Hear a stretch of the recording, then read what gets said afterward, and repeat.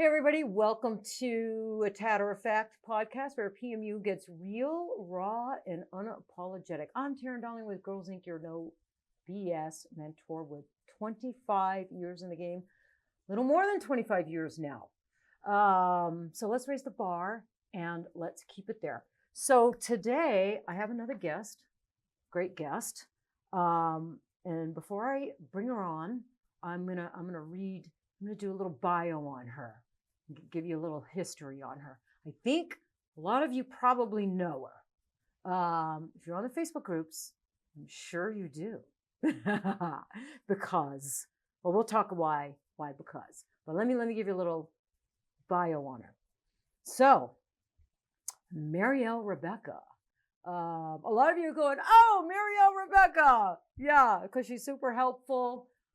Super smart, super intelligent, and very supportive to artist questions on some of these Facebook boards. So anyway, she is based in Brooklyn, New York City. She's a PMU artist, of course, as you know, copywriter and entrepreneur and owner of the BROWHAUS INK, which was established in 2016. Bravo. So worked 10 years, coming up 10 years. And Gristle Tattoo, established in 2011. Wow, congratulations. That's a lot and hard to do. With over a decade in PMU, dozens of advanced certifications, and a strong technical foundation, she's worked behind the scenes with leading brands and industry events, bridging artistry, education, and innovation. Her world revolves around the industry. Copywriter by day, artist and mentor by night. Probably all hours of the night I've seen her supporting artists. Shop owner every moment in between. I know all about that. Marielle mentors artists with a sharp focus on efficiency, clarity, and the why behind the work. And I will add to that also with straightforwardness, truth, rawness, transparency. Authenticity, a lot of the things that are missing from a lot of people these days, but not Marielle Rebecca, and that's why I've been on her ass to get on this podcast with me. She said no a couple of times. Don't mean to call you out on that, Marielle, but she did. And then we saw each other in Miami, and she was a little shy, and and I'm like, I won't hear from her again. And lo and behold, she hit me up. She wanted to come on the podcast. And I was so excited. So I am so honored, so proud to finally have you on my podcast, Marielle. Welcome. Thanks for having me, Terry. Yeah. Did I force you to do this? Oh, you got me. No, but once I say I'm going to do something, I'm going to follow through. So, yeah, thanks for having me. Happy New Year to you. I hope you had great holidays, and and here's to a wonderful new year. Hopefully it's a better year for a lot of people in the industry as a whole. We're going to talk about some of that today. I'm sure. Yeah. Are you so quite accomplishments, you're permanent BROWHAUS since 2016. And your tattoo company, Gristle, is it just Gristle? Yeah, since 2011. Okay. Yeah, this year's 15 years for the shop, so that's wow. Exciting. So you started in body tattooing, and then... So I actually joined the shop in 2016. So the shop had already pre-existed for 5 years before I joined. Okay.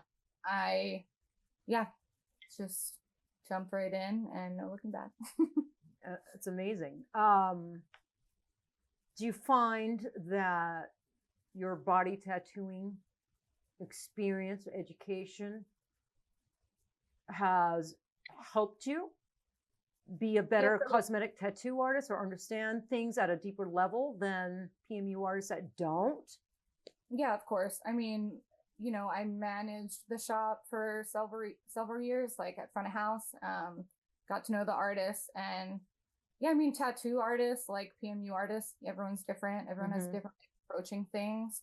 So when you work with a team, you really get to see like who has strengths where and who has weaknesses where, and how you can really bring people together to, reinforce each other, to help people learn, to help people grow. And when you're constantly forced to, like, when your goal is to help someone else grow, it forces you to grow also. Right. So I don't do body tattooing, but just being surrounded by it for so long, we've had a few apprentices come and go through the years. So many artists, like we have 9 body artists right now, which is like pretty average at any given time. You just learn a lot. Yeah. That's a pretty big shop. I apprenticed, it was a tattoo shop called the Skin Factory here. They're still here. But my mentor who owns a skin factory, his name's Eddie Lynn, he moved to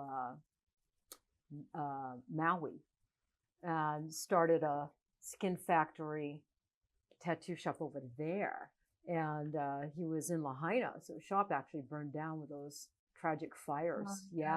But he just, he rebuilt and got his shop back open. Good. And an artist actually that when I came in, she was just getting out of her apprenticeship, manages the shop here. So yeah, so that you do learn a lot. And I don't, even if you're just a front end, not just a front end girl, but if you're in the shop, even if you don't actually have needle and skin in a tattoo shop, I mean, you learn a lot. Yeah, absolutely. If you're paying attention. Yeah, of course. There's so many techniques that, go back and forth. There's the same amount of techniques that aren't necessarily the same. Right. But it's interesting. It goes both ways. Like the artists have taught me how to pull cleaner lines or, that kind of thing. But I'm sure a lot of you have seen, like, online or anything, you give a tattoo artist a machine and you say, do a pixel brow. Yeah. Good luck. So, it's interesting the way they lean on me for technical advice, because they know if you fundamentally understand how things work and why, you can approach kind of any medium. Yeah, we really align there. Learning the technical aspects and the why behind the why sometimes, and really understanding that at like a deep level and being a critical thinker. Let me ask you, before we dive into some of the stuff I wanted to talk to you about today, I'll get back to being on a personal level with you a little bit. Are you shy by nature? Yeah, I'm pretty introverted. Yeah, I wouldn't have guessed that because I became familiar with you because you're a lot like me. I'm not nearly as much now. But I used to be prolific on the Facebook boards, answering questions and supporting artists, any way I could, anywhere I can. My answers, they would kind of tease me. They were, like an essay. And I think that's where I first, kind of where you caught my attention, a few years back, is you're a lot like me that way. You're really out there answering questions. I don't see you really being brand specific, pushing a brand or any one thing. You're just out there answering questions, putting the time in, which thank you, because a lot of people don't. And you're what I like about you, and what surprised me meeting you in person, is you're very direct. And, your shorter answers, very direct. You don't mince your words. Kind of like Robin Hayes, who I had on here a few weeks ago. I told her the same thing. You do not mince your words when you're answering questions. She goes, no, I don't got time to mince my words. So I guess when I met you in Miami, I imagined you having a louder voice, a stronger personality, and it was the opposite. You came across. It was our first time meeting in person. Am I correct? Yeah. And I was struck by how soft spoken you were, and I thought I saw shyness. I thought you were kind of shy and whatnot. And you're a legend. You forget. Oh God, yeah, stop with that. No, But is that you really? Are you kind of shy and soft spoken? And I mean, I'm like, a lot of people. I get anxious. I overthink things in my head. But and especially online, like I do enjoy communicating when I'm typing. When I'm writing is very fluid for me. Yeah. Sometimes when I'm speaking, I can't find my words as fast or as clearly. And it's, it's tough. Like there's a lot going on in my mind at all times. And sometimes it's harder to get it out verbally. So that's why I've always gravitated towards like forums, chat rooms. Like as a kid, like when the internet came out, people would download movies, but I would download the scripts and like read them. I could just picture it more clearly. So yeah, for me, I mean, when I was new, I joined some of the forums and would get a lot of helpful advice from people like Alex, actually, that we were just speaking about, or like Claire. And it really stuck with me, like how much they go out of their way to help me understand things. Yeah. Because that's really why I was there. Like I had a really good foundational education. I know a lot of people aren't as fortunate, but I did do like a several week course for my first foundational course. So, but still that can't teach you everything. There's still so much why, or, that kind of thing. So it really stuck with me. So, at some point you start to kind of develop little relationships with people, you around for them. There's always people who are looking for information, and it just like is so rewarding to be able to talk to people. As the groups have gotten bigger and there's more and more of them, that's when my answers start getting shorter. Yeah. Especially because, sometimes some of these groups are very busy. Like, the Girlz INK group is quite busy. And if someone asks, there's a lot of repeat questions, which, is going to happen because it's maybe something that's not talked about as much as it should be. But what's the most annoying question you see pop up over and over and over and over? Oh, annoying question. Yeah. Like Alex, I just had Alex on. So I didn't even have to prompt her. So that's why it came to me to ask you. She just volunteered her most annoying question. What was it? It was, what pigment brand do you use? Should I buy? Yeah. Yeah. So if it's too open-ended, that I feel like I would waste my time answering because I'm not 100% sure what they're asking. Exactly. Sometimes I'll ask to clarify, but sometimes I'll just move on, and if they don't get the answer they're looking for, maybe they'll ask again. Right. Can't possibly answer everything, but yeah. And like you were saying before, like I do try to be a bit more general in my answers, because it's the concept that needs understanding, right? So it's not, if they ask for like, oh, what pigment color would you use, or that kind of thing, I'm not going to say like, I mean, unless it's in the Girlz INK group and I know people are using, but it's like, I'm not going to say hazelnut, because I don't know what brand you're working exactly with. There's so many I'm brands. Gonna say, I'm gonna say like a light, medium, right. Brown. Yeah. And then like whatever you're working with, that applies. Right. And I think it's also much easier because the point isn't, I don't want to just tell them what color to use either. I want them to understand to picture the color that I'm picturing. Yeah. So they can for themselves and make those decisions. There's a lot of what color would you use is one of the most common mapping questions, which I will say I love digital mapping. You may have noticed I love to do digital mockups. I mean, I do them for my clients. It's a really great way to get people to see what you're seeing. Do you use Procreate? Yeah, I use Procreate or Photoshop, depends if I'm on my computer, my iPad, where I'm at. But it's not really the tool that matters. Like there's a few different apps that can kind of do the same thing, with more or less detail. But yeah, it's just a concept of like showing people what you're seeing in your mind. Right. Not too much annoys me. What annoys me is probably the number one thing that annoys me is it's the question to a question someone posted. So when someone posts a picture, and usually they're fairly new within their first year, or new to, a new needle or something, new to something. Post hijacker. Yeah, and they post a picture.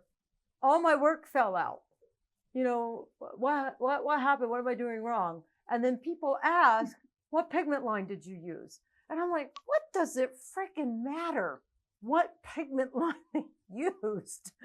Her work fell out. So it's a depth issue. It's a saturation issue. It's a movement issue.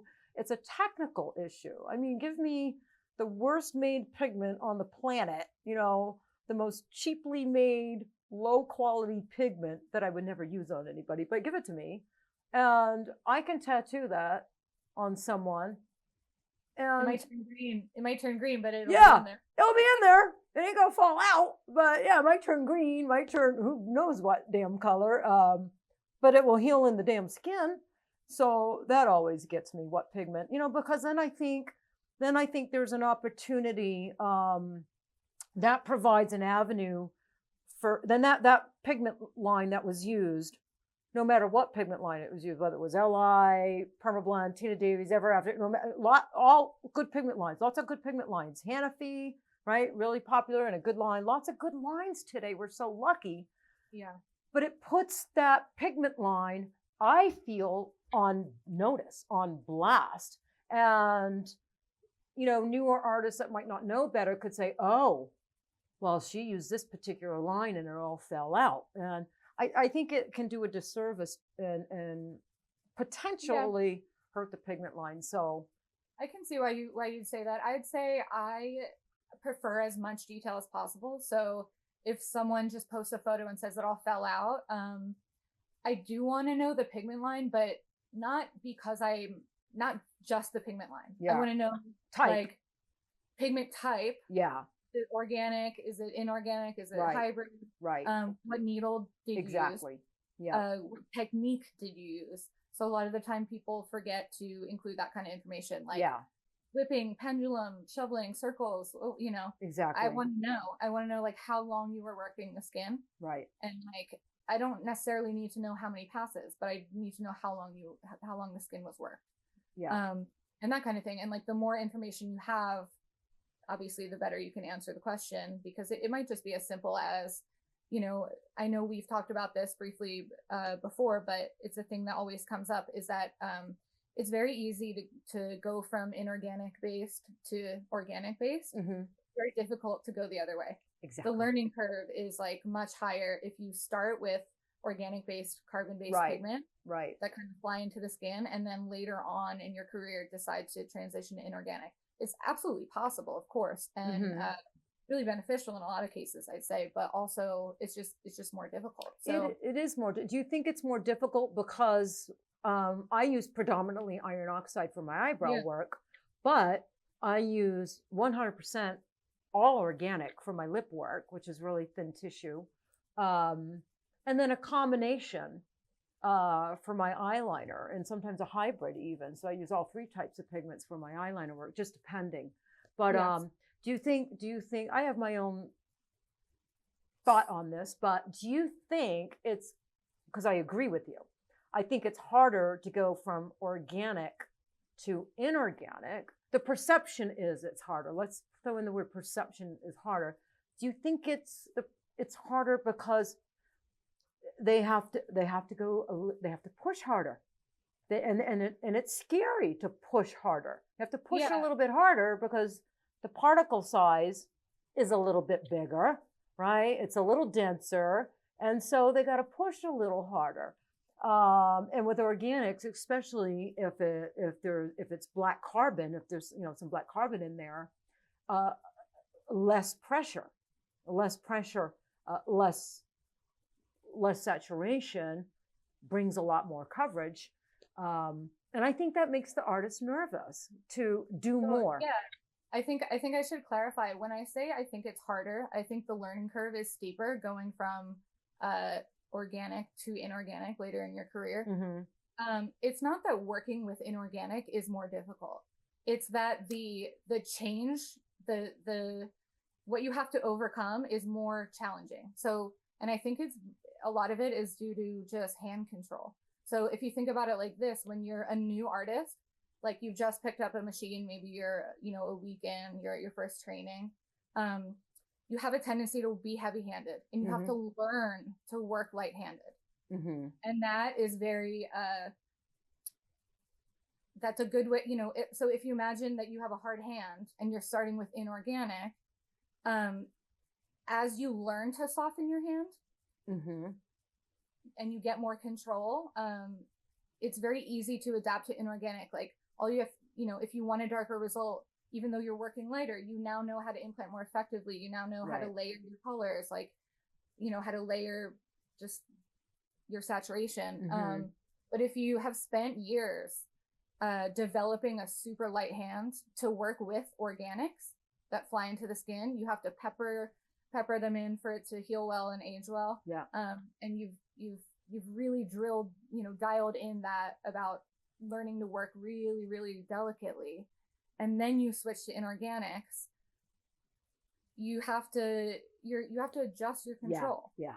So you're relearning to, not that you're unlearning, because it's not that you have to work much harder. Like, it's not this huge, you know, I've heard people say like, oh, you have to use larger configurations when you work with inorganic. I think that's nonsense. No, it is nonsense. Yeah. And, you know, like I maybe work a little bit slower with inorganics, but because I have that hand control, and because I got used to it from the beginning. I actually started with LI Pigments under a private label of my academy at the time, but quickly looked into who's manufacturing these pigments. Are they actually any good? Good for you. That's how I found out about LI. Okay, but yeah. Yeah, and I think you said it, you know, you said it was beneficial to learn both, and I agree with you. It's like I use both, you know. I was predominantly inorganic for all my eyebrow work until about 10 years ago when, you know, we came out with an organic line, the loaded line, and I had to test them all. And I had to test all these colors with a single needle because, you know, and I hadn't been on a single needle in quite a few years. I had gotten really comfortable with my 8-shader and, you know, whatnot for brows. So now I needed to properly test them to work for the everyday artist 10, 12 years ago. I had to work with a single needle because that was the predominant needle. Whip shading was the predominant movement. So here I am going from an 8-shader to a single, inorganic to all organic, you know, and there was a little adjustment curve for me. Probably even the needle transition is challenging. Even the needle transition is challenging. Heck yeah. But then I got to be really fluid between moving, and then I learned, wow, you know, on some clients I do prefer an organic, you know, and on some clients I'm gonna use an inorganic. And I learned from assessing skin, what the client wants, looking at long-term, what that skin's gonna do long-term, being able to predict that, choosing inorganic or choosing organic. How much carbon black is in that organic? Am I safe to go with a dark color that contains a higher load of black carbon, or, you know, should not? You know, these are the things that I think about when looking at skin. But those decisions started coming, you know, quicker, and once I got more comfortable, and now I just move really fluid. It's not even, you don't even think about it at all. I mean, but also for some people, trying new things is just harder. Yeah, for sure. So, like, I know a lot of artists, you know, will stick with one brand forever, and that's great. If that works for you, you're very comfortable using it. Yeah. Great. And a lot of people always just want to try the next best thing or like the newest thing, regardless of, you know, of the why. Like, there's no reason for it other than it's new and shiny. But yeah, I was wondering, like, where do you stand on that? Do you feel like you're more of you stick to your guns, you know what works for you at this point, or do you still like to try? Like, if a new brand comes out, are you trying it, or are you sitting back and waiting for the feedback? Oh, I'm sitting back and waiting for the feedback. Yeah, I kind of learned my lesson with that, because, you know, I used to do that. You know, I wasn't always, you know, everybody knows I represent LI, and so I didn't always, And so I jump pigment lines, trying this, trying that. And people think organics are new, and they're not. I mean, organics were already well in the industry. When I came into the industry 25 years ago, there was the two predominant brands I can think of was Premier and Permanent Solutions. And so, I played with organics for eyebrows, eyeliner, lips. I was very familiar with black carbon. Right from the jump was using black carbon on all my eyeliner work, because I was using it in my body tattoo work. But so inorganics were kind of new to me when I came into PMU, and I had to learn about them, didn't understand them. And, but I didn't find them difficult to implant like some artists do coming from organics, but that might be because I was a body tattooer and already used to larger configurations and certain movements that implant a lot of pigment more quickly than a lot of the movements being used by PMU artists. So it wasn't like this big gap for me, but there was a gap. Don't get me wrong. I don't adjust to everything easily. I certainly have a learning curve and an uncomfortable adjustment period, just like everybody else. But I'm the type of artist, even 25 years in, Rebecca, like I don't ever want to get too comfortable, and I don't want to become irrelevant. And so I am very progressive that way. If a new no plans to retire then? Oh, hell no. No. What would I do with myself? What am I going to do? What the fuck am I going to do? I'm going to drive cat nuts. I would drive cat nuts. And yeah, exactly. Actually, I told her, she knew that I booked you, and I reminded her you were on today, and she's like, oh, I love how she answers questions. That cat getting in on the action. Oh, she's always in on the action. What am I doing? Who are you doing it with? But yeah, new movements, new techniques, new whatnot, come out, and I'm super interested, and I'm not one of these veterans that get bitter about change. I've seen a lot of veterans that were there before me. Actually, some of them were mentors to me, really good mentors to me.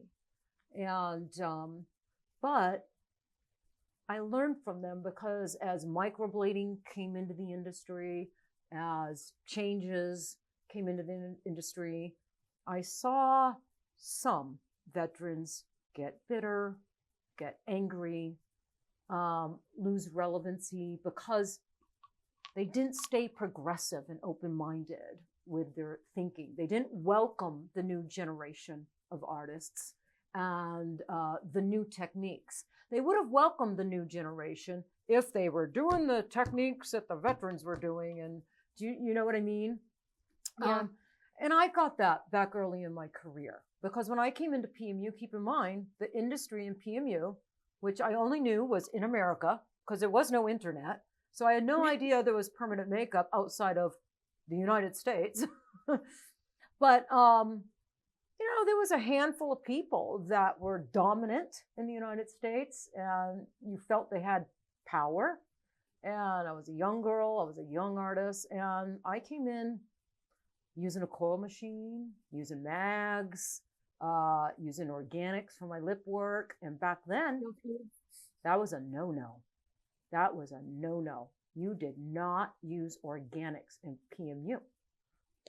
According to a certain group of artists back then, and I did. And so I got heat back then. I got bullied a lot. I got threatened a lot because of the way I was working. So I think it's easy to get bitter if you're not enjoying what you're doing. Yeah. And you're not if you focus on yourself, like it's a lot more fun to do something when you're good at it. I think. Yeah. When you're not good at something, it's rough. It's rough. It is rough. It is rough. And everyone has days, even the best artists have days where they're just, if you're not totally happy with that day's work, you just don't feel as good about it. So it's totally natural to feel bitter if you're not doing what you love. Yeah. You're not enjoying it anymore, or you're not happy with your work. But the difference is you can choose to do something about it. Right. So if you're proactively doing something about it, and growing, you're fixing the one issue, which will then fix the other issue. Yeah. You know? Yeah.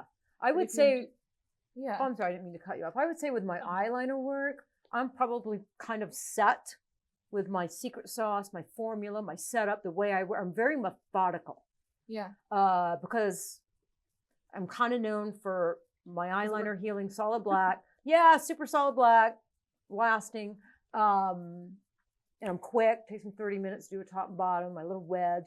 You know, that signature eyeliner that I didn't mean to set out and do or get only booked for that, but people see your work and you tend to attract what you do and what you put out there.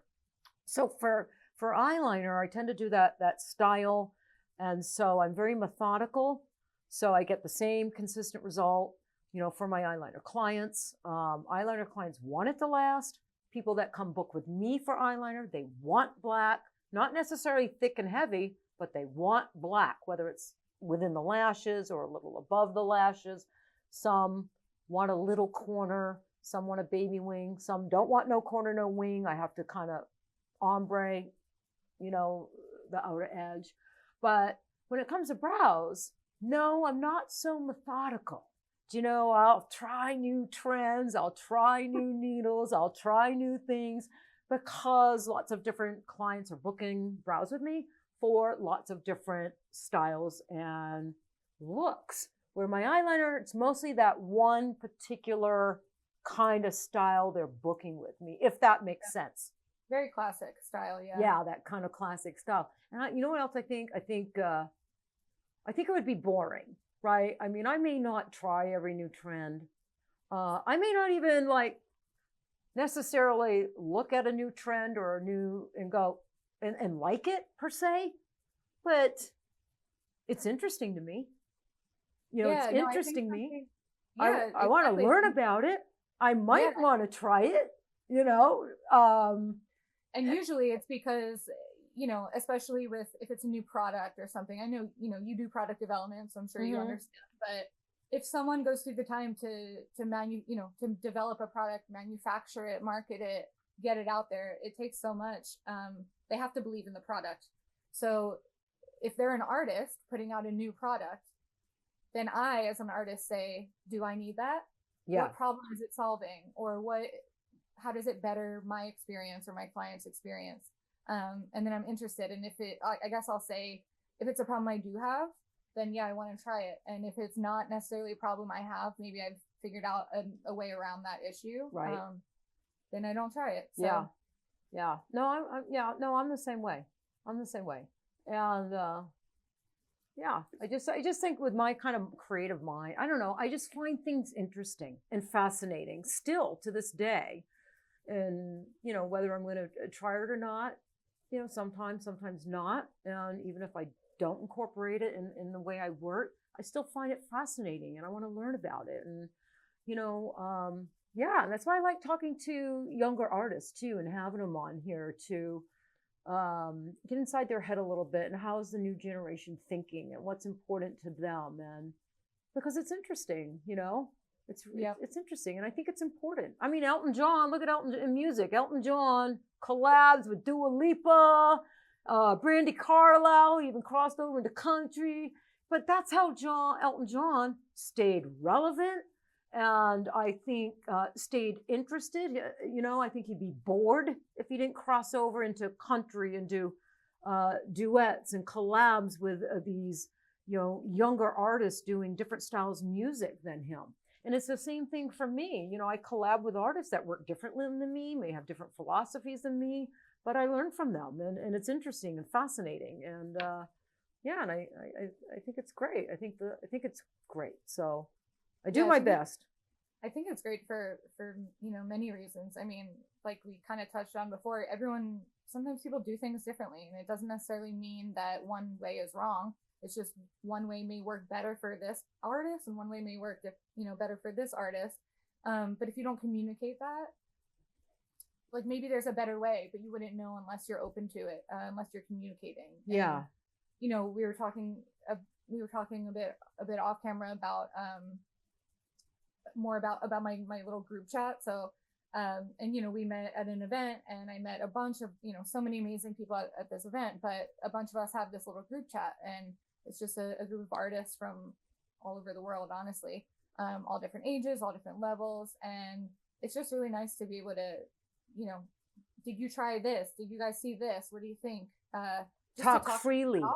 Without feeling like you're going to get canceled or you're going to get negative feedback or. Yeah. And I mean, a lot of artists you hear say that this is a lonely industry. I know a lot of artists work alone and they don't necessarily have community, whether it's because there's too much competition or just whatever it is. And then they go to these events and they find that community. But it's so important for your mindset too. I think it's really nice to be able to push people, and like be accountable and push yourself so that you can help other people. So yeah, I agreed. I like to be pushed. I like to be, I think that's why I continue to do product development too, which is really scary for me.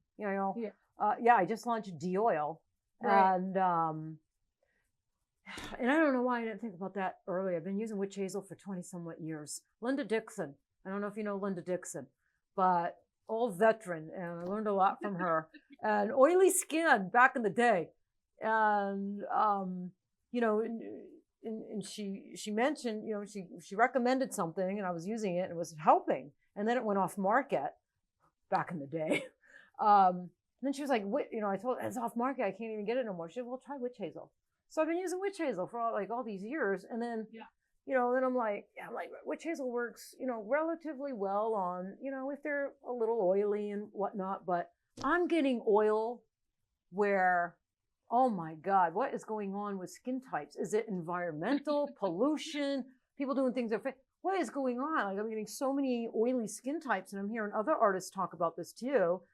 So, and I was struggling, and I'm like, so I just, called LI, and I'm like, is there, I'm using witch hazel, but can we take witch hazel, use that as a base, and what can we add to it? What can we do with it to make it more powerful? Not just surface oil, but can we actually lift and dry up subsurface oil, just below? And so a lot of research went into that. I'm really smart that I got a chemist. I got two. And she's got her master's in biology, and she's got her double master's. So chemistry and biology. So I'm really blessed with Mattia. And so she kind of helped, her and Blanca kind of helped me with, I don't take credit alone. I could not do these products without LI, and it's typically Darlene, Mattia, and Blanca. And we just brainstorm, and then I test, and then send it out to my little group of artists, and we test. So, but every time you release something, and you don't want to just release a product, Marielle, that the product. Well, that sold really well for this person. Let me do something and just call it something different. You're trying to be unique and fix issues. Yeah. So, there was nothing for oil, so, but I was scared to hell. Are you using it before you map? Yeah. Oh, yes. Yeah. Before. And, we let it sit on there during testing like 10 minutes on really oily skin, and 10, 12 minutes. And, your mapping string, whether you use mapping string, marker, pencil, it helps with, because sometimes my skin was so oily, even after using plain witch hazel, like my pencil would just, it wouldn't go on crisp. It would almost smear, and it was terrible with some people. Yeah. So, we came out with D-Oil, but I always get nervous. I always say, okay, this is the last product I'm doing, because it launches, right? And you're right, like you said, you don't launch it. No artist launches something with their name on it unless they 100% believe in it, they 100% test it. You'd be stupid to do so. So I believed in it, and I had like my little group of testers that I trust believed in it. But it's the anxiety I get launching it, letting it go, putting it out there, and having artists, all over the place buy it and use it. You just get scared to death for the feedback. Scared to death, but we've had nothing but really good feedback thus far. So I'm grateful for that. But yeah, I don't know. Every time I launch something, I'm like, this is the last thing I'm launching. I can't deal with the anxiety of, yeah, how are people going to feel about this product? But anyway, let's talk about client expectations and PMU reality. I'd like to hear your thoughts on that. I guess the first thing I want to ask you, client expectations and PMU reality, and we could go down a lot of avenues with that. Well, I wanted to, when was your first experience with PMU? In esthetician school, I never heard of permanent makeup. I didn't know what the hell that was. And I was someone who carried an eyebrow pencil with me at all times. I was somebody that would not go swimming in front of anybody because my eyebrows would come off. Is this teenage Teryn? Yeah, and in my early 20s. And I had a friend who thought it was so funny to smear them off. Yeah, right? And boy, he used to piss me off. But believe me, he used to draw his eyebrows on too, so I could get him fucking back, right? We used to sit there, we used to do our makeup together before going down to the Fruit Loop, going dancing. But he would drink a little bit and thought it was funny to smear my eyebrows off. Well, it wasn't funny. But anyway, I'm in esthetician school, and there was a gal in there, and she was in her 60s, and she was studying to be an esthetician. And so we started chatting one day, and I went to esthetician school I thought I was going to move to LA because there was a much more vibrant lesbian community there.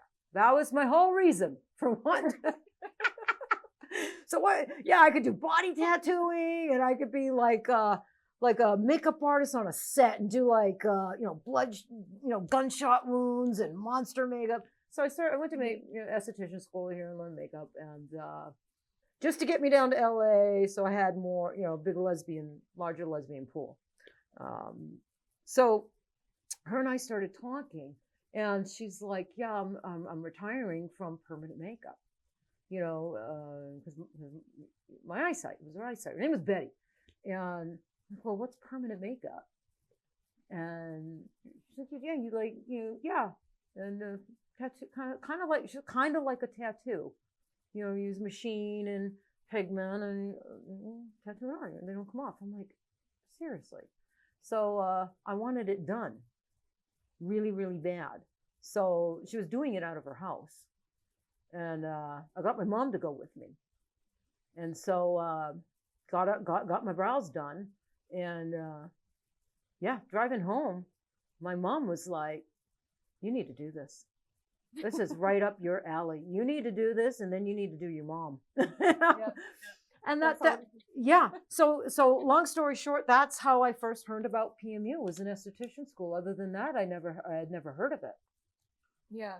Mm-hmm. Yeah. I lost my brows when I was in college, I guess, because of thyroid issues. Me too. So thyroid. So I looked it up. Again, I was also tired of filling in my brows. I had done so all through high school, but by college, I was like, I don't have time for this. And I couldn't afford it, of course. I was like 18, 19, just 18 years ago. And found that there was a local permanent makeup school near my parents' house. So I volunteered to be a model. So I paid the, $50 model fee. And I got my brows done, and their eyeliner model dropped out for the next day. And they said, "Do you want to come back and do your eyeliner?" I said, "Absolutely." In the meantime, I played with everything under the sun on my brows, had many, many layers, and then removed them and the whole thing. But my eyeliner is still the eyeliner from back in the day. Oh, wow. So they definitely probably used carbon. They actually used Nouveau Contour. Oh, okay. Wow. So there must be a carbon base, because typically I've had an iron oxide eyeliner last me 10, 12 years. So 100%, numerous times. In there, it's just dark gray. I'll have to get a friend to take like a good macro shot. Of course, like it's faded more between the lashes, but the rest of it is just dark gray. Like Yeah. it's gray. Yeah, me too. My eyeliner, Will Anthony did my eyeliner about 12 years ago. Yeah, with Li Onyx. And it's still there. It's still there. Yeah. Every time you say his name and I picture like some silly meme, it's always him. I know it. I know. We still talk and regularly and keep in touch and whatnot. But yeah, and so well, we could. I don't want to get on that. Talking about iron oxides don't last, but they do. They can. On some people, if executed a particular way on some people. So okay. So why was that relevant to you asking where did I first hear about permanent makeup? I'm just curious, like what your exposure was, or what expectations were at the time. I mean, I know for me, I wasn't given. I was young. I don't know how much was explained to me. But yeah, it was pretty much explained to me that like this will replace your makeup. You won't have to pencil in your brows and you need touch-ups every few years. At the time, I didn't realize that, all the things that we know now. Right. Yeah. Technique that can influence the technique and the colors used can influence how it heals and ages over time. At some point, maybe touch-ups aren't the best solution. Maybe some lifting is the better solution, and that kind of thing. So that's another big issue that comes up a lot is just that clients want like touch-ups on work that's very oversaturated and probably the blue solid Sharpie brow that's somehow like more than 100%. I don't know. I look at these brows and I'm like, I know it's not more than 100% saturation, right? But when you see that like blue, right? But it's just hard to imagine so much ink in the skin. And then these clients see that and they think, I need a touch up. My brows are fading. Yeah. And I think that's so interesting because it's like, how do clients get to that kind of brow blindness? And of course, it's not just permanent makeup. It happens with body tattoos too, and hair color, like filler, filler. Exactly. At some point you what you see in the mirror becomes like your default. So like when you wake up in the morning and you wash your face, that's you with nothing on. Your mind kind of sees it as like your default. Yeah. There was an interesting conversation happening in the groups the other day actually. I want to give her credit. Carissa Rose chimed in and said it's called Perceptual Erasure. And it's actually just like a psychological thing that happens when your mind gets used to seeing something every day. You kind of stop seeing it. Yeah, I didn't know that big word. But I was going to say, I gotta give credit where it's due. Yeah, that's a really big word. What say? I want to like lock that into my. I started a new. Perceptual erasure. Yeah, I started a new. I have Samsung, Android girl my whole life. So I can pull up notes and I got the little pen. So I started a new notebook on new words. So so that's my new thing is incorporating new words into my vocabulary. I started watching Curb Your Enthusiasm, and for the first time, I'm on like season 9 and I'm binging it. It's so good. I love Larry David, right? I love him, but he uses these great words. I just suey, right? You're looking very suey, and I'm like suey. What is that? Oh, lean and muscular. I'm like, oh, suey. You're like, all right. Oh, it's so funny. Yeah. Next time I see Will, I'm going to say, hey, you need to work on your suey appearance. He doesn't listen to my podcast, so I don't need to worry about it. No, I know he friggin' doesn't. You might run into him in LA. Yeah. But I was going to say that it's all perception, right? It's all perception, and perception becomes your reality because they look in the mirror every single day. So it becomes faded to them, or they get used to it, that they perceive it as faded, But then when they walk in our studio, which happens quite often to all of us, myself included, and I know Amber deals with it too sometimes, we look at it and we'll say, no, it's fine. You don't need a touch up. You still got lots of good color there. So we need to educate the client. So yeah, it's clients that just want, they want something done. They just want to feel like they did something for themselves. But, that's when you have the chance to, cross-sell another service. Yeah. But yeah, I just think it's so important. Like, of course, the technique is important, but so is the safety. Mm-hmm. If you're not working safe, it doesn't matter how good your technique is. So is the expectations. It doesn't matter how good your technique is if your client has unrealistic expectations. Right. And it doesn't matter, the communication is so important. Clients need to know like what to expect, not only over the next week, but over the next several years. And I think more recently, removal has come up more in the conversation. So yeah, I mean, my fundamental training taught brows, lips, eyes, and saline removal. Oh my gosh. And like that was the big four, and we spent like a week on each, and that was just my first training before the apprenticeship. So yeah, no stranger to that, but it wasn't at the time. We weren't expected to tell our clients that, well, eventually after 10 touch-ups, or after so many years, it may be fewer, but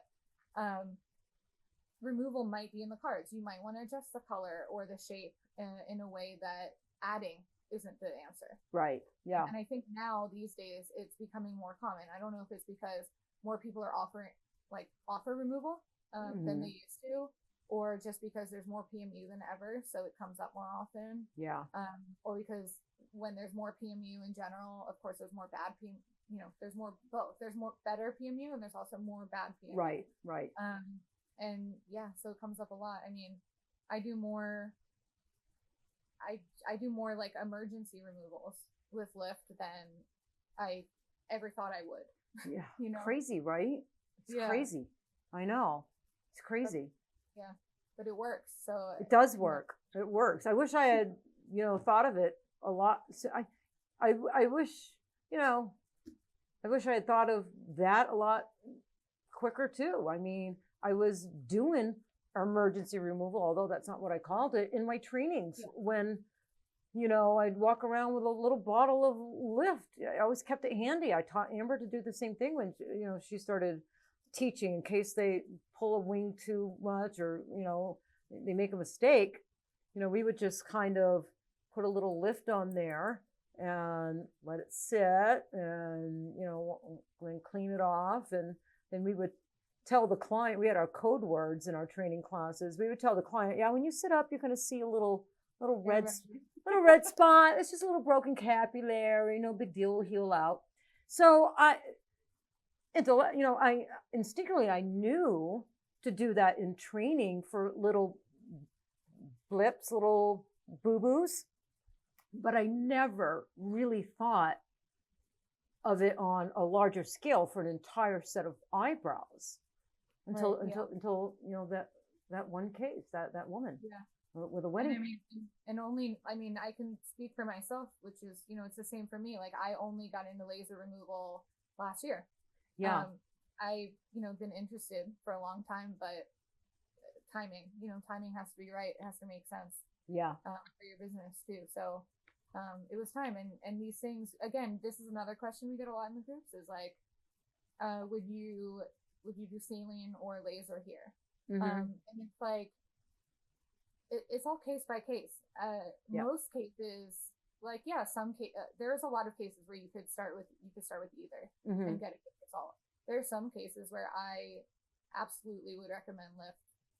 Start with lift and see how it goes. Always see how it goes. I never plan the next phase until the first phase is done. But there's some cases where I say, go with saline lift, or in this case, I would start with laser.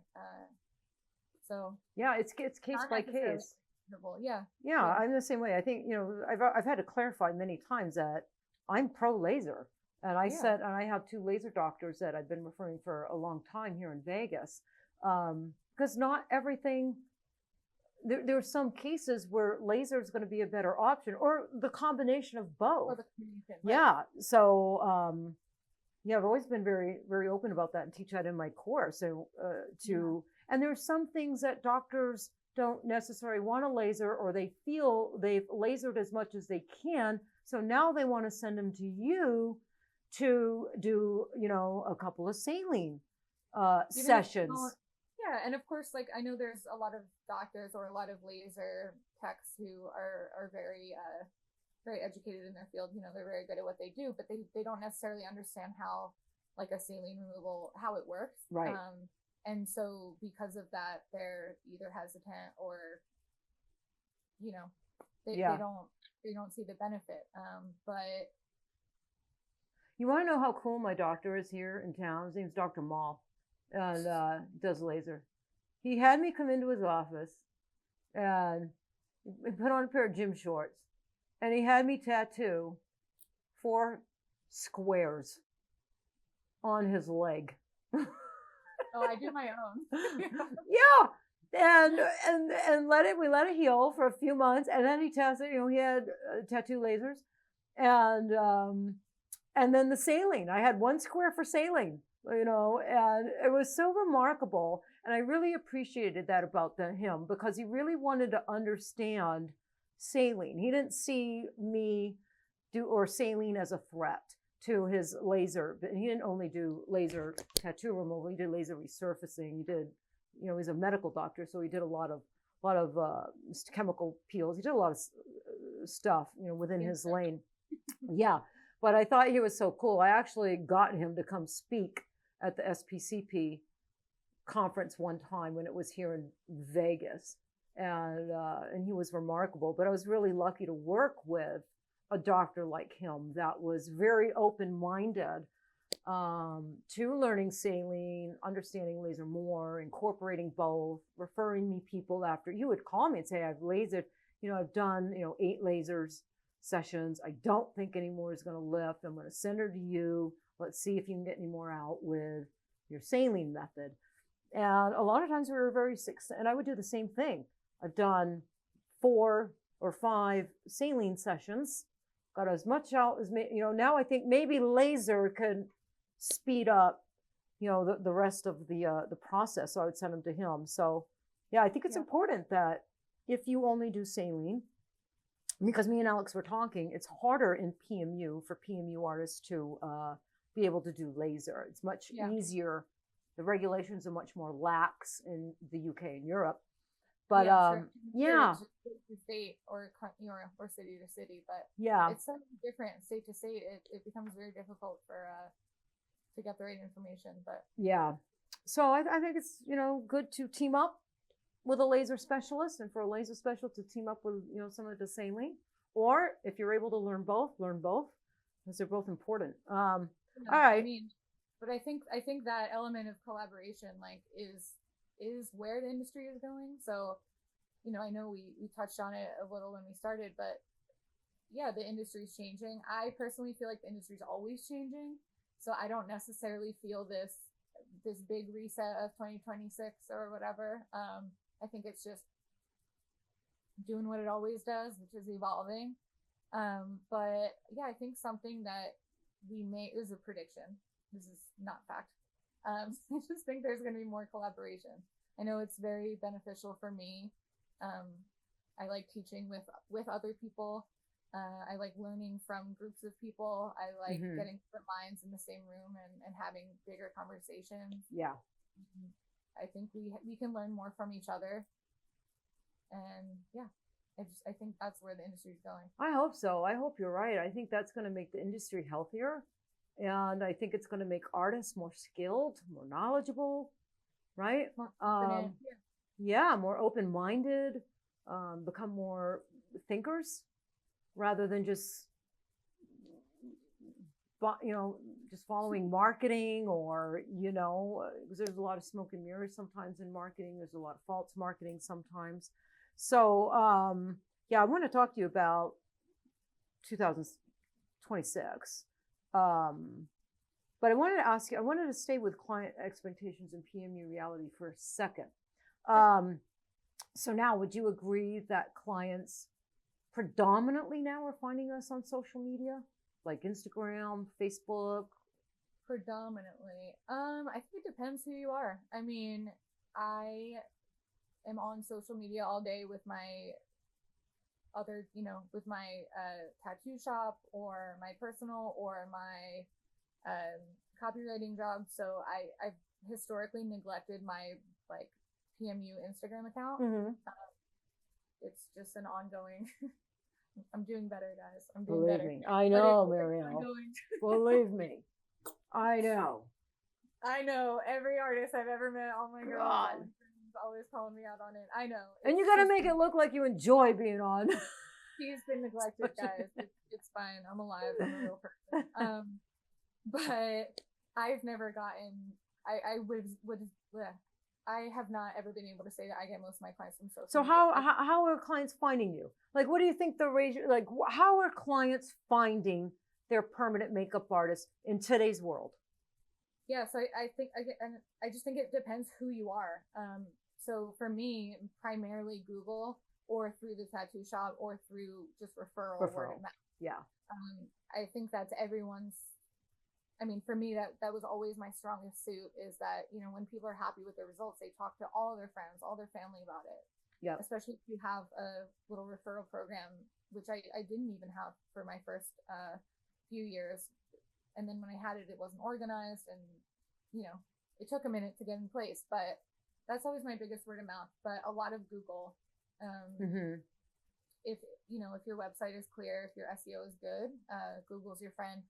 I actually had my first client recently who told me they found me from ChatGPT, and I asked her. Well, that's interesting. Yeah, so I know. I was like, how does that work? Because I don't know. She said, she just asked. She told them the neighborhood, where she lives and how far she was willing to go, and what she wanted. She kind of said, I wasn't sure what it was called. She got her eyebrows done, and she kind of described like a hair stroke brow. With shading, like a combo brow. And she found my page and it answered all the questions that she had. So she booked. Yeah. I don't know how, I think it pulls from Google, but I don't know. But yeah, I know there are a lot of artists who get all of their clients or the majority of their clients through social media, like through Instagram, like maybe a lot of artists. I mean, I encourage everyone to have a website, right?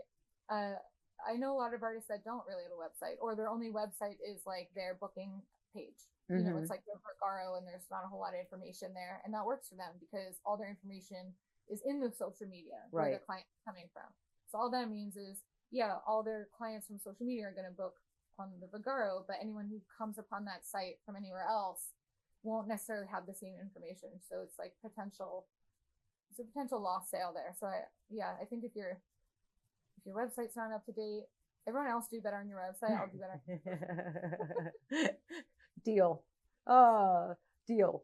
I think I would think artists have it a little bit easier when it comes to client expectation and the reality of PMU, what that procedure is going to look like fresh, what it's going to look like healed, if they are referred to you versus finding someone's Instagram and looking at their work, because today in the industry, it's quite common, not everybody, but it's quite common. And I know a lot of artists are starting to really speak out about this. Alex, one of them, about the high editing and highly filtered, not just pictures now, but video, selected angles, and only posting fresh work maybe after that first or second pass. And that's what the client is seeing, if that's where they're pulling their clients. And then when they go in to get their brows done or eyeliner done, it's a very different reality, So I really love the clients that come to me and they say, well, my grandma has blue eyebrows and I don't want them to look like that. Yeah. And then I say, oh, well, that didn't scare you off. Right. You know, because for a lot of people, they say their only reference to permanent makeup, you know, as far as expectations is like they know somebody who has blue brows or like crazy eyeliner, whatever. And then that's their only expectation of it. That's all they can picture. So then they say, oh, it's not for me. But yeah, when I have clients that say like, oh, I know someone who has this, and you seemed like your approach was intentionally to avoid, like you explained why that happens and how you avoid it, makes me more comfortable. And I love that because they've kind of, it's less educating. I still do the educating, but it's a good starting point. And it's nice that these clients, like, they want to give you another chance. And I do say, like, this isn't your grandmother's PMU. Right. PMU is in a new era. We have better. You should trademark that. I should. You should. Yeah. That's a good trademark. Yeah. This ain't your grandma's PMU. I like that. You should trademark that. Before a listener hears it, goes out and trademark it. Well, you said it here first. Yeah, we got it right here. It's already been put out in ads. It's already been. I like that. This ain't your grandma's PMU. It's cute as hell. It's adorable. I like that. But, you know, everything, like, just everything evolves. Yeah. Everything evolves. We have different pigments. We have different needles. We have different machines. You know, we can adjust our stroke now. Yeah. So let me ask you this. How do you feel about some people in the industry suggesting, teaching, training, telling, you know, other artists there should be no bleeding, no swelling, no bruising, no bleeding, nothing, or you're doing something wrong, you need to go back to training. You know, this has happened to, you know, a lot of artists. And even though swelling and bleeding, especially more than minimal, and even some bruising is rare, I would say that happens maybe 5% of my eyeliner clients. It does happen even when the artists are executing perfect skill, perfect technique. And we don't really know why when we're not getting excess swelling and bleeding and bruising on 95% of our clients. But this 5%, holy shit. I mean, it's hard. I think if 95% of your clients don't have that issue, that's great odds. Yeah, great odds, right? I'm not a purist by any means. I don't know that there's anything off the top of my head that I, you know, can believe in absolutes when it comes to PMU. So yeah, I don't agree with that. I think, listen, it's fine for everyone to have a very specific signature way of working. When it comes to teaching, I'm a bit more conservative, I guess, in the way that I teach. And I guess I don't want to say the way I think other people should be teaching, because that's, you know, not my business. But I guess I don't know that I find it helpful to give absolutes when teaching, or to explain things that specifically only work for you. Right. So, like, for example, you know, I know there are artists who, so for example, I know there are artists who like to split their needles. Oh yeah. If that works for you, yeah, great. Right. If that works for you and those are the beautiful results you get from that, do that. Do I think you should be teaching a room full of new artists to do that? I don't know. Right. You know, I don't know if teaching like something very specific, and I get the mindset is like, well, it works for me, let me teach it. But it's like, if you don't understand the basic fundamentals of like how to safely use a needle first, then like when you change it, you have to kind of like, there's more risk involved. Yeah, there. It's more advanced. Or if an artist says like, oh, I would never use XYZ. Right. It's like, well, you would never use XYZ, but that doesn't mean it's not good for a different situation or a different artist or that kind of thing. So I don't know. I think when teaching, like, and again, I'm going to talk about collaboration again because I think it's so important. But like, if you have one trainer, if say you're doing a master class, you already do eyeliner, but you have one trainer, they're going to tell you what works for them, and probably they have a lot of experience doing it one way. You know, but if you have 3 trainers in that room who work independently, who all do the same technique, the way you can collaborate while you teach is like, well, artist 1 uses this, uses a 1 RL for this technique. Artist 2 says, oh yeah, sometimes I use a 1 RL, but sometimes I use a 3 RL. Right. And I get this technique, and they don't have to agree. Right. But like, they're both right. And then the third artist says, oh, I only use like 5s and up. Then the students in that room, like, it's more realistic. They realize how realistic it is to use different things and to get different approaches, and that it isn't a purist, like, you can only use a single needle for a brow or whatever. Which is really important, Marielle, the versatility of our craft, and sometimes I think that's getting lost a little bit, because of some of the what's being pushed out there, and and I think that messes with newer artists because they're seeing filtered work with no signs of irritation. It's flawless, yeah. And then the client wants to know why they're so red. Yeah, and then that particular person, and then they're hearing people also say, yeah, there should be no bleeding. I never get bleeding. There should be no swelling. I never get swelling. And so they're hearing that, and they're seeing flawless filtered work. I don't believe in the never part. That's the thing. Well, that's the thing, right? That's the thing. That's the thing.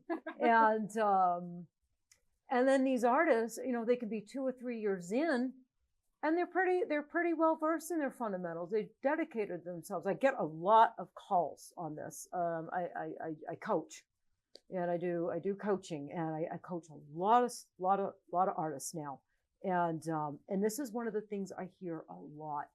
And so I think this is what is giving artists like that imposter syndrome, or it's messing with the artist's head because they're looking at these flawless pictures. They're reading, that there should be no bleeding, no swelling, no signs of irritation. Yet that's not what they're seeing in their personal process, in their own rooms, in their personal process with their own clients. And so I almost have to like undo what they've heard and see. Like I have to tell them, and the same thing with you. Look, there's no absolutes unless it comes to like, bloodborne pathogens and cleanliness, but I was taught, Margie Grimm was my mentor. And, especially when I decided to start teaching, she drilled in me, there are no absolutes when it comes to procedures, when it comes to technique, needles, this, that, or the other. Use the words tend to, may, it could be, in your way. It's not your way or the highway, Teryn. And if you can't go into training and teaching and speaking that way, don't train, teach, or speak. And she was very, very hard on me, and a great mentor that way. So about 4 years into my career, this is what I was being taught, just as you said, no absolutes. You need to be, it's a tend to, it could have, it may, it this, and your way is not the highway. Just because you work with an 8 shader and you produce this kind of work, some people cannot produce that kind of work with an 8 shader. They just cannot work that way. It's not going to work for them. So you need to be open-minded. And so I was doing classes. My first few classes was with her in her studio in San Jose. And I remember I did an eyeliner class at first, and I was using on my 5 shader, and she would kind of nudge me, So I would say, I do a 5 shader, this is the way I do it. It's how I move. But if you notice, my hand moves a little faster. Your hand may not be able to move that fast, so you may want to slow down. And you may not feel you have control with a 5 shader because it's got a wider tip. You may feel more comfortable with a 5 liner. And then I would tell them the difference between a 5 liner and 5 shader. So I learned early on, and I guess not until later in life, and maybe even this moment now, hearing you say that, reflecting back on that teaching, do I realize how lucky I was and how blessed I was to have that induction to no absolutes, open-mindedness, versatility, very early on in my career. Mm-hmm. Yeah.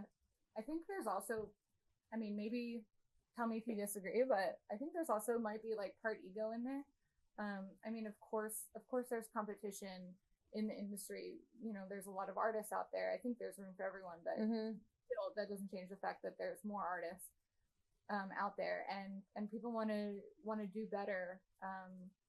You know, a lot of it is healthy. A lot of it is a healthy competition. You see someone else with a better photo, and you ask them how they did it, and they say, "Oh, I use this light and this position." Right. That's all great. But of course, like there's always a line, right? Mm-hmm. So at what point is editing out a few blemishes or, you know, whatever? You know, there's a difference between that and then these like professional retouchers that I'm sure we've all seen in our DMs. Oh my God, every day. Every day in my DMs. My God. It's like, yeah, you're talented. I'll give them that, right? Again, I want to give credit where it's due. I block them. I'm blocking a couple a day. I know. But not in a real realistic way. Yeah. And I think like for 2026, you know, a lot of the trends are predicting like natural is in, you know, like real is in, like real authentic human beings are in, real results are in. You think so?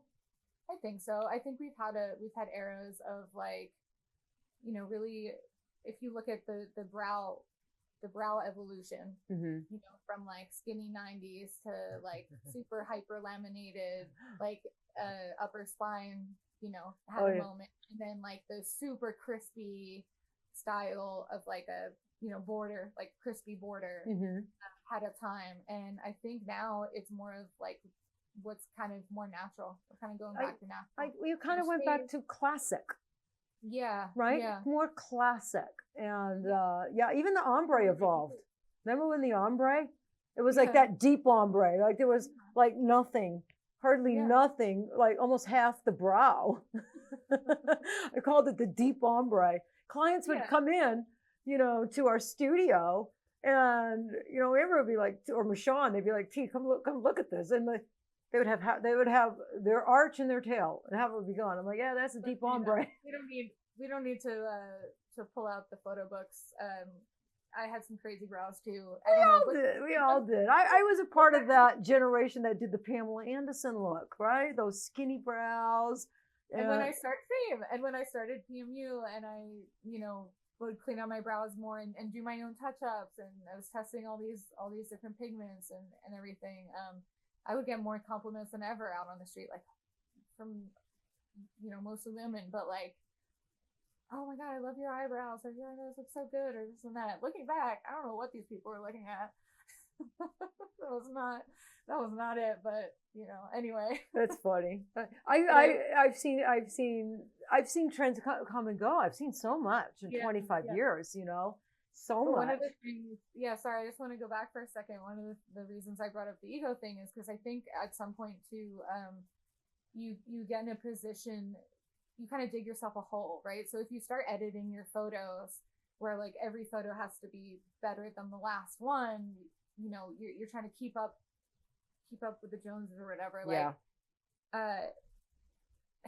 Like where does it end? And then at some point, how do you go back? Like now you can't post a raw photo because it wouldn't look right. Like, right. You know, right. Comparatively. Yeah. And I wonder if it's the same with technique or whatever, you know, if someone has a technique or a tool or a product or something they're doing or using that really works for them, and they share it, then down the line there's something newer, and they're resistant to the new technique or the new product or whatever. Is it because of ego? Is it because like, oh well, I've defended this Mm-hmm. my whole career. How can I go back on that now? Right. But at the end of the day, you have to realize that's not helping you grow. No. And it could be financial too, right? Because, some people make a lot of money on their signature style, their classes sell out. You can make a lot of money training. They're getting asked to speak and lecture all over the world on that specific style. We call it signature training. And there's nothing wrong with signature training at all. Yeah.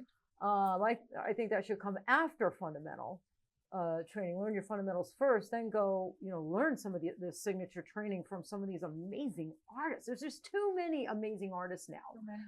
Too many. I mean, I don't even want to start naming some because I'm going to forget so many. But, I used to be able to name, 15 years ago, I could name them. On hand. But now you can't even. You'll get in trouble if you start. I will get into so much trouble because there's so much talent, amazing talent in this industry, which has been really almost. I can get emotional when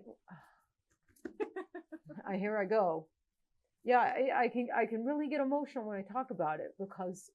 Never in my wildest dreams, 25 years ago, when PMU was small and contained to each country because it was not even, an internet, and we were so restricted, and everybody was doing the same thing. The average age of a PMU artist here in America was, 40, 45 years old. If you came in your 20s and you were tattooed, you were ostracized. If you did something different, you were ostracized.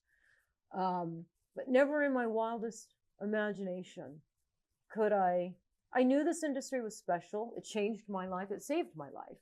That sounds dramatic, but it did. I was not in a good place, and saved me and gave me the life that I have today. I met Kat. I did her eyeliner, and she brought her girlfriend in. Is that the story? Yeah, she brought her girlfriend. Yeah, her and her girlfriend booked. I did her girlfriend first. It feels really good. Kat came in. So, Kat, which we're celebrating 22 years this coming May. But, PMU provided me so many gifts I could never repay. I could never repay what PMU is giving me. And so that's why I love it so much. But it's just beautiful to see it evolve. Are we happy? I know you love PMU like I do. Are we happy with all the changes and everything we see? No, but that's every single industry, and in order to get the good and to get to the next level and to have progression, you got to have some of the shit too. I mean, it's just the way it is. And if it wasn't challenging, I probably wouldn't be interested. Yeah, it'd be boring, right? Yeah, it'd be boring.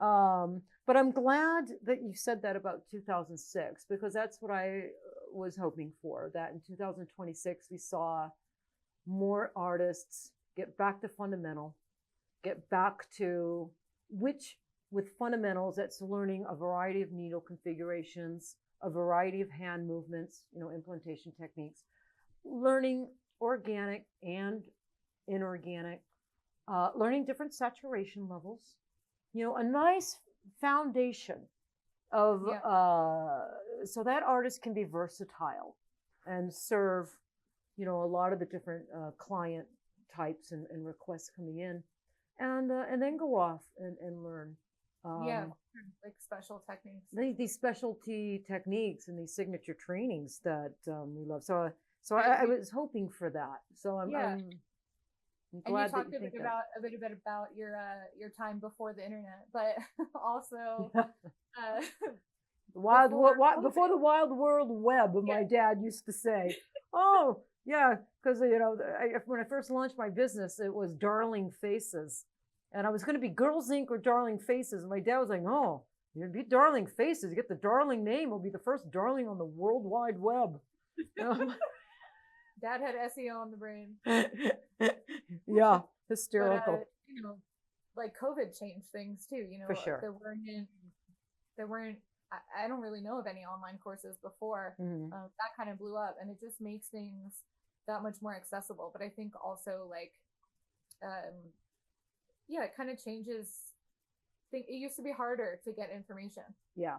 It used to be hard to get, like, you maybe can get some fundamentals, but really hard to find those really niche, those really special like master artists that are, you know, maybe in one specific like aquarelle lip brush technique, or like, you know, something real specific.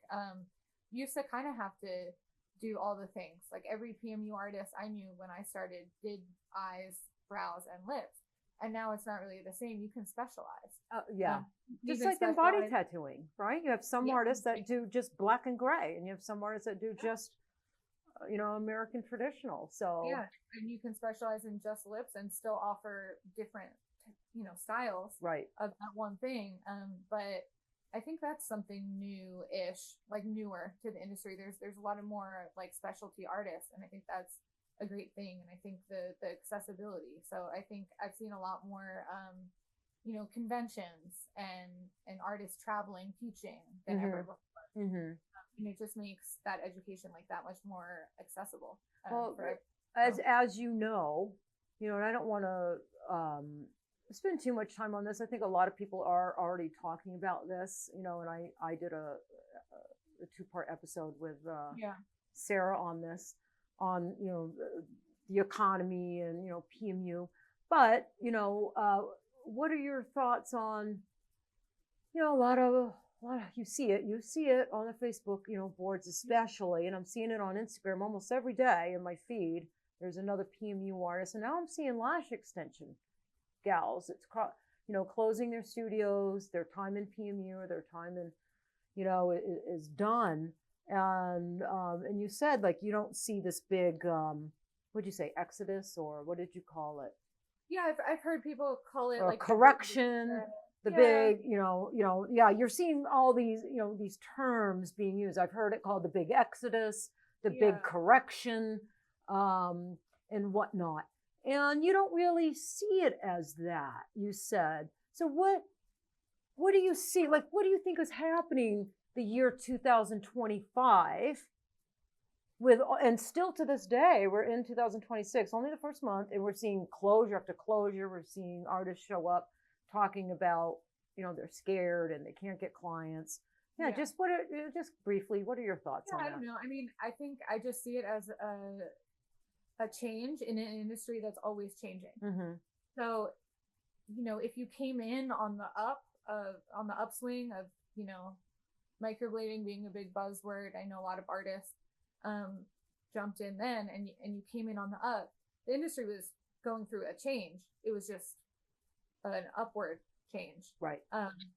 And now it's kind of leveling out. I mean, it's also what people depend on has changed. So if you came in relying on Instagram, and the Instagram algorithm has changed tremendously, you know, I see a lot of artists say like, oh, I'm shadow banned or this and that. It's like, well, most artists actually are not shadow banned. It's just they don't understand how the algorithm works these days, right? And how much it has changed, right? And so if you're doing the same thing, you're going to get a different result. And they're relying solely on Instagram. Exactly, because the industry has changed. Right. So if you're doing the same thing, you're not reaching the same audience. Yeah. But it used to be, you saw who you followed. Yeah. That's a more, and I like your take on it. It's a more positive take on it. And that's why, so you know. Yeah, things are changing. Yeah. But it's an opportunity for you to change. So if you have only been doing the same thing, it's not going to work. Exactly. You have to keep changing. But that being said, I think as artists, we should always be changing. It shouldn't be because things are hard or because things are slow, I have to change. It should be, you should always be wanting to improve yourself, your technique, your business, your work-life balance, like whatever it is, you know? Yeah. And that could come in phases too. You know, I've had years where my, you know, home life was more important to me. I've had years where my business, I want to focus more on it. You have to be intentional about it. Yeah, you have to be intentional. And one, you know, a big lesson for me that is you never want to get complacent. You know, you never want to get complacent. You know, I'm I'm a creator and innovator, and I know things have been a little slow, with and it trickles down to online stores and sales on stores. I talk to other store owners, so we're all seeing some things, but I've always kept a positive outlook. Like, I feel positive. If I didn't, I wouldn't have launched. I wouldn't keep creating products. Like, why bother if it's doom and gloom? I'm working with LI right now on a new OMG brow color. I'm so excited. We're working on things. LI themselves has got like a cool new thing. Yeah. I can talk about my stuff, but I can't talk about LI Pigment brand stuff. Sure. But I can talk about OMG stuff. That's kind of why I launched the OMG brand. So, so it was my own little brand. Of course, LI makes it and everything, but I just wanted something like it was mine, and I could talk about it any which way I wanted, and do what I wanted with it, and whatnot. So we've got our lip colors that we're right in the middle of testing coming out this year. So if I thought 2026 wasn't was doom and gloom, I wouldn't continue coming up with products and pigments. LI would not be, but probably. It's also important. Like, it's how important is this industry to you? I mean, if I think maybe this is a hot take, but I don't think it's for everyone. There are cases, like, yes, I understand. I want to encourage people to really like give it their all before they give up on it if it's something that they love. Right. But if it's genuinely, if you like, if we see new artists in the groups all the time, and they say like, oh, how do you, I don't know, they're really struggling to even get going. Yeah. And when you give feedback, they don't necessarily take the feedback well, or they're not ready for it. Right.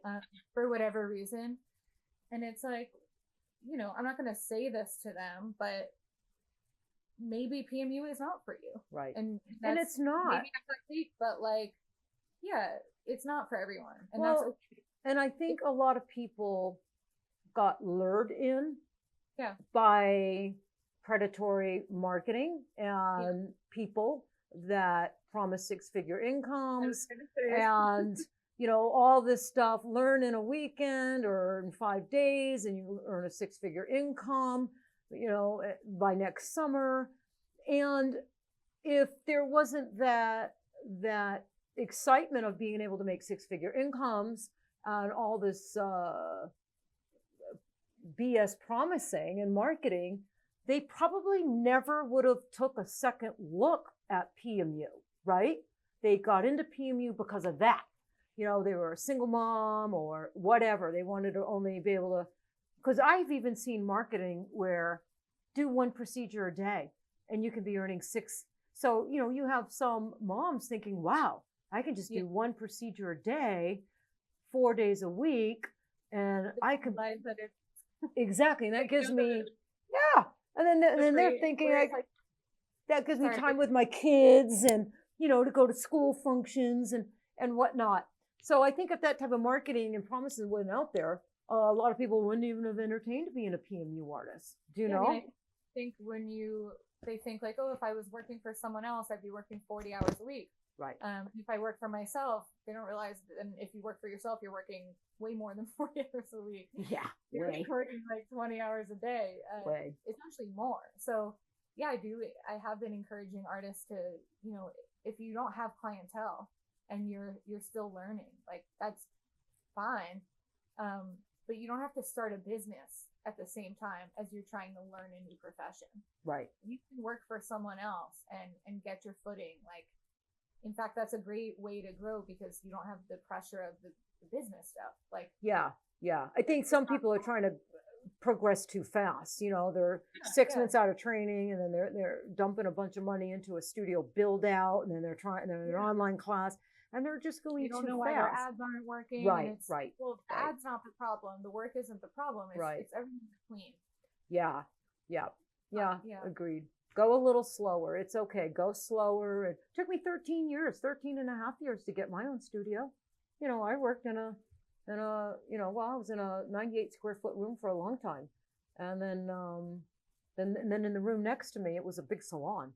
The room next to me, that esthetician moved out, and we knocked the wall out.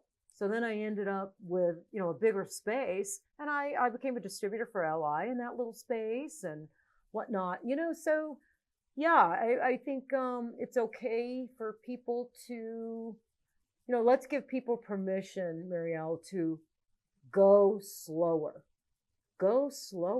move at a comfortable pace, build out that bottom foundation solid before you start building the top, the roof, yeah, because, I think people try to get there too fast, And I think people also, like, back to the ego thing, it's like, you need to surround yourself with people who are doing what you want to be doing, and people who are supportive and not just yes people, but also people who push you or challenge you or, that kind of thing. Like, it really makes a difference.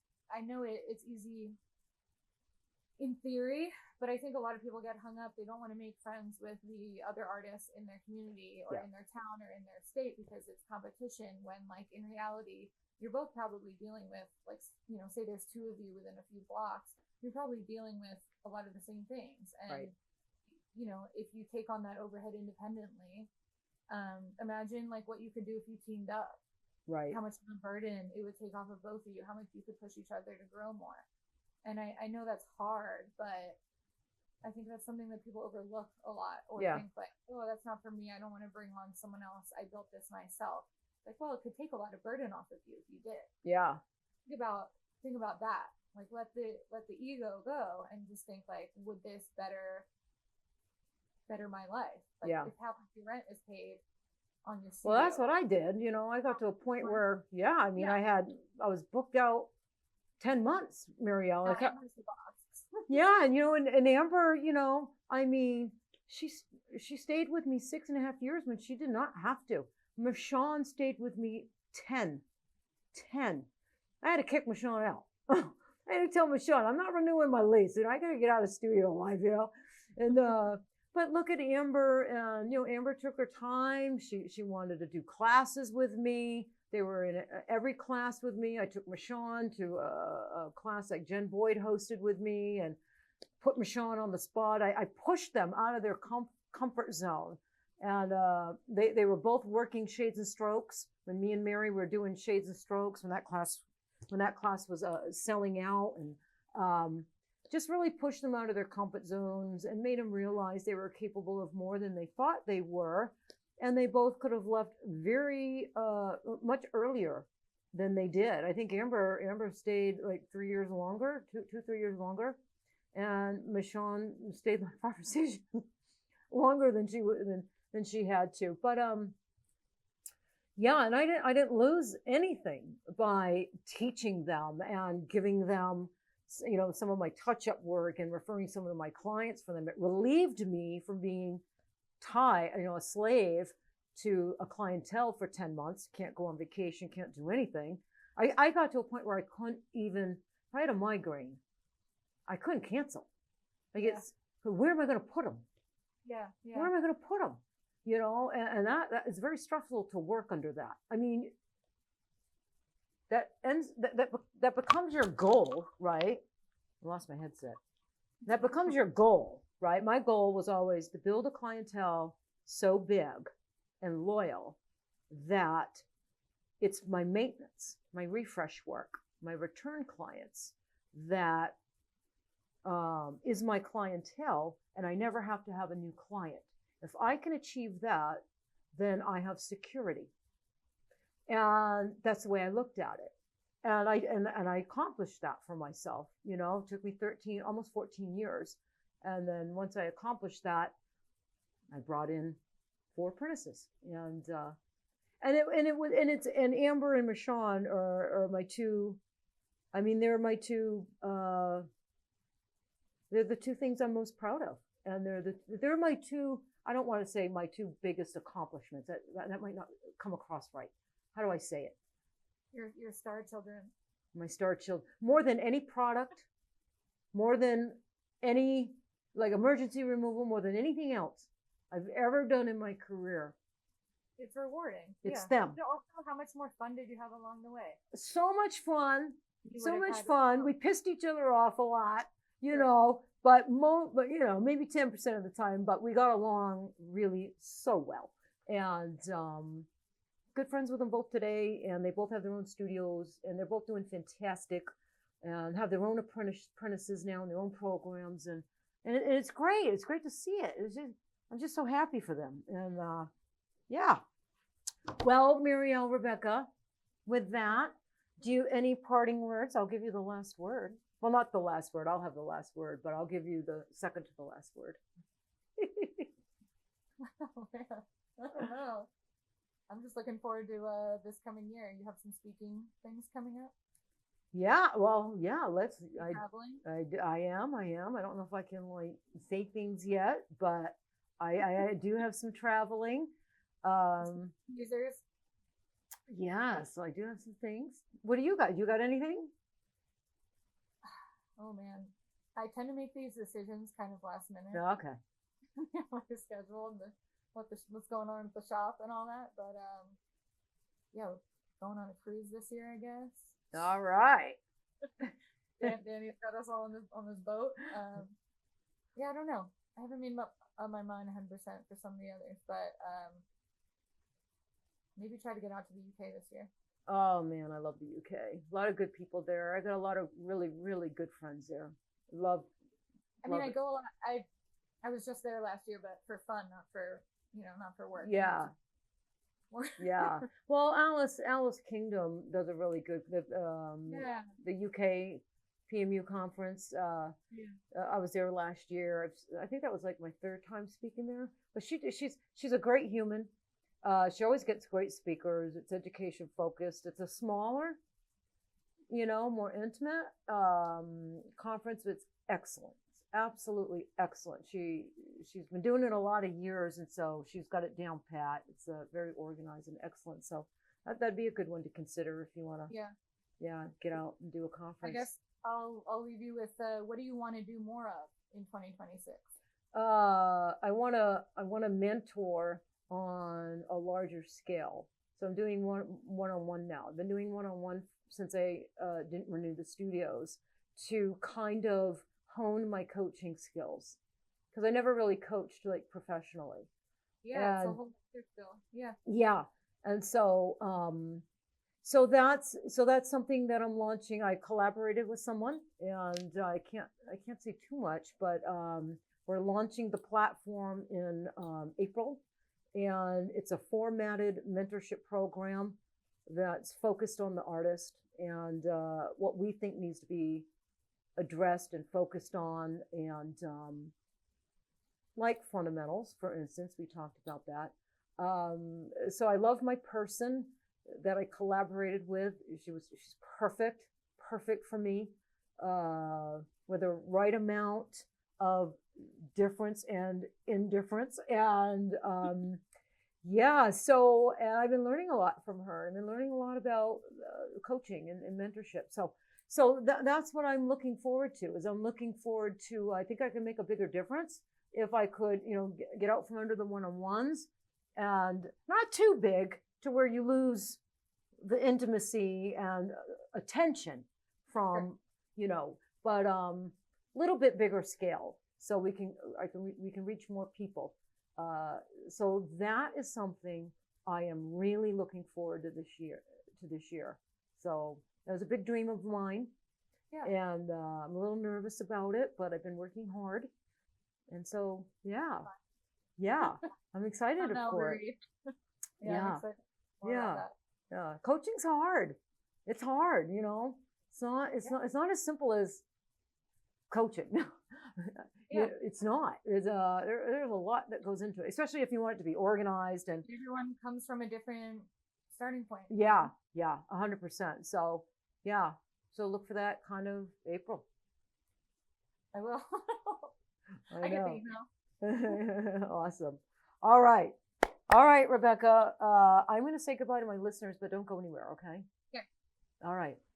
Okay, you guys, thank you for hanging out with me and Marielle today. A crazy episode. You're probably going to want to listen to this 2 or 3 times. Lots of great information. So that is the truth. That's the tea, and that's the Tatter-a-Fact. So until next time, stay in the pursuit of happiness and excellence.